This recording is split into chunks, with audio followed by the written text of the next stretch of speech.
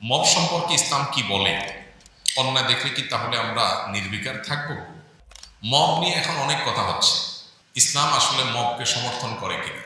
যদি সমর্থন না করে তাহলে ইসলাম যে আমাদেরকে নাহি আনিল মুনকার করতে বলে, অসৎ কাজে বাধা দিতে বলে, তাহলে সেক্ষেত্রে সেটা কি মব হবে কিনা?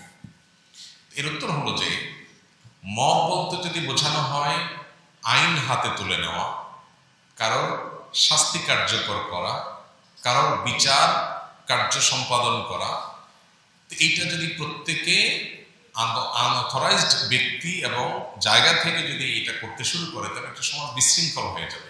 এটাকে ইসলাম সমর্থন করে না। বরং যে কোনো মানুষ অন্যায় করলে তাকে যথাযথ বিচারের মাধ্যমে শাস্তি দেওয়ার কথা ইসলাম বলে। আমরা যদি নবী করিম সাল্লাল্লাহু আলাইহি সাল্লামের জীবনে দেখতে পাবো তার জীবনে বহুবার এমন ঘটনা ঘটেছে যে কেউ এমন একটা অন্যায় কাজ করেছে যে অন্যায়ের কারণে তিনি মৃত্যুদণ্ড পাওয়ার মতো।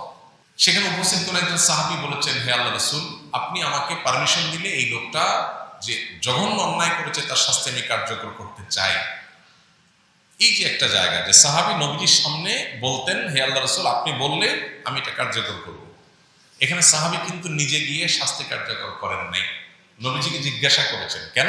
কারণ তিনি বিচারিক প্রধান ছিলেন মদিনা রাষ্ট্রের, তার কাছে জিজ্ঞেস করেছেন।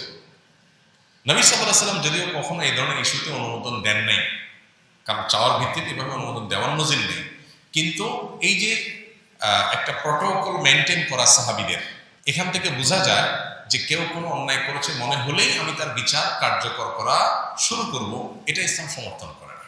কারণ এটা যদি হয় তাহলে সেক্ষেত্রে আপনার মতে আমি দোষী, আমার মতে আপনি দোষী, তাহলে আপনি আমাকে মারবেন, আমি আপনাকে মারবো, সমাজ কি হবে? বিশৃঙ্খল হবে এবং গৃহযুদ্ধ বেড়ে যাবে। এই জন্য এটাকে ইসলাম সমর্থন করে না। কিন্তু আজকাল কোন অন্যায়ের প্রতিবাদ করতে গেলেও সেটাকে অনেকে মব হিসাবে চালা দেওয়ার চেষ্টা করছে।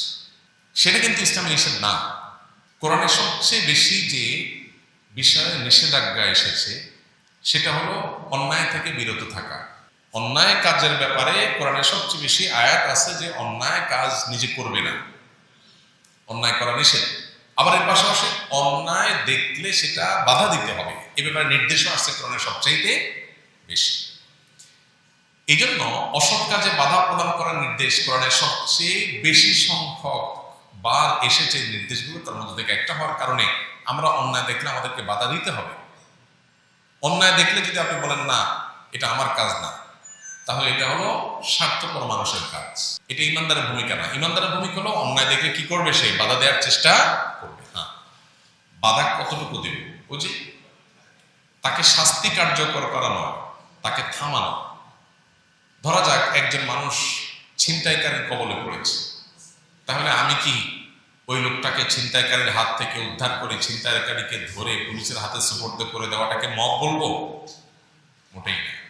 এটা হলো অন্যায় প্রতিরোধ করা। এখন আজকাল আমাদের সমাজে দেখা যায় চোখের সামনে একটা মানুষ খুন হয়ে যাচ্ছে, সবাই যার যার মতো চলে যাচ্ছে, কেউ দিকে তাকাচ্ছেও।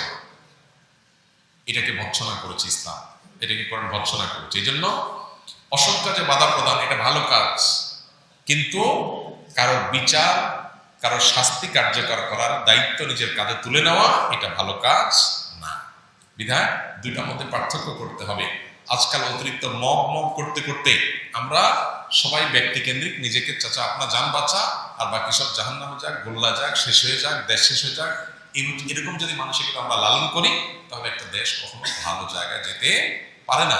বিশেষ করে যখন সমাজে পর্যাপ্ত পরিমাণে অন্যায় প্রতিরোধের জন্য ব্যবস্থাপনা নেই এবং মানুষের আস্থা কুড়াবার মতো এরকম সিস্টেম যখন ডেভেলপ হয় নাই, তখন আমাদেরকে সব উদ্যোগে এই সমস্ত অন্যায়গুলো থামানোর জন্য নানামুখী ভূমিকা রাখতে হবে। কিন্তু সেটা কোনো অবস্থাতেই ওই যে নিন্দনীয় মব এর পর্যায়ে যেন না যায় সেটাও খেয়াল রাখতে হবে। এখানে ব্যালেন্স করতে হবে। মব করে করে আপনি একেবারে নাহি আনিল মুনকার বা অসৎ কাজে বাধা প্রদানের রাস্তাটাকেই বন্ধ করে দিবেন, সেটা একটা সমাজের জন্য ভালো কিছু বই আনতে পারে না। ফেসবুক বা ইউটিউব থেকে উপার্জিত অর্থ হালাল হবে কিনা? ফেসবুক বা ইউটিউবে অ্যাডসেন্স, যেটা নর্মাল অ্যাডসেন্স হয়, এটা দিয়ে উপার্জন করা হালাল নয়। কারণ সেখানে যে অ্যাডগুলো আছে এর মধ্যে প্রায় 100% অ্যাডই হলো মিউজিক নির্ভর। তাহলে অ্যাডসেন্স করে উপার্জন করা মানে হলো আমার একটা হালাল কন্টেন্ট, হালাল ভিডিওর মধ্যে আমি মিউজিক বাজায়া উপার্জন করলাম, তাহলে মানুষকে মিউজিক শোনাতে আমি বাধ্য করলাম, মানুষকে মিউজিক শোনালাম আমি, আর মিউজিক শুনে আমি তার বিনিময়ে টাকা কামাই করলাম। বিষয়টা হারাম হওয়ার জন্য এটুকুই যথেষ্ট হয়ে যায়। এর বাইরে সেখানে অনেক হারাম প্রোডাক্টের অ্যাডভার্টাইজমেন্ট হয়, ধরুন মাদকের অ্যাডভার্টাইজ হল, তাহলে সেক্ষেত্রে আমি একটা হারাম প্রোডাক্টের প্রচারণায় ভূমিকা রেখে তার বিনিময়ে কামাই করলাম, এটা জায়েজ নয়। হ্যাঁ, এখন ইউটিউব কর্তৃপক্ষ এবং আরও কোনো কোনো প্ল্যাটফর্মে দেখা যায় যে অ্যাড তারা রান করে বাধ্যতামূলক, অর্থাৎ আপনি অ্যাডসেন্স ওপেন না করলে টাকাটা আপনার এখানে যাবে না, কিন্তু অ্যাড যাবে ঠিকই। এরকম একটা অবস্থা হয়েছে যে অ্যাড চালানোটা আপনার ইচ্ছার উপরে নির্ভরশীল না, তারা তাদের অ্যাড চালাবে। তাহলে সেক্ষেত্রে আপনি এখন টাকা নেন বা না নেন তাতে কিচ্ছু তাদের যায় আসে না। এই পর্যায়ে যদি হয় তাহলে সেক্ষেত্রে একটা চিন্তার বিষয় যে এক্ষেত্রে আমি কারণে টাকাটা নিয়ে যদি নিজে ভোগ না করে দানও করে দেই সেটা উত্তম হবে, নাকি টাকা নেওয়া ছেড়ে দিয়ে তারা তাদের হারাম কাজটাও করলো আবার টাকাও তাদের থাকলো, দুইটাই তাদেরকে দিলাম, সেটা লাভ হবে কিনা? এক্ষেত্রে অবশ্যই প্রথমটা অধিকতর যুক্তিযুক্ত বলে মনে হয়। অর্থাৎ যদি এমন হয় যে না তারা অ্যাড চালাচ্ছেই, আমি অ্যাডসেন্স ওপেন করি বা না করি, তাহলে সেক্ষেত্রে আপনি টাকা নিলেন, টাকা নিয়ে প্রয়োজনে অনেক সময় আমাদের বুস্টের কাজ করতে হয়, সোশ্যাল মিডিয়াতে যারা কাজ করেন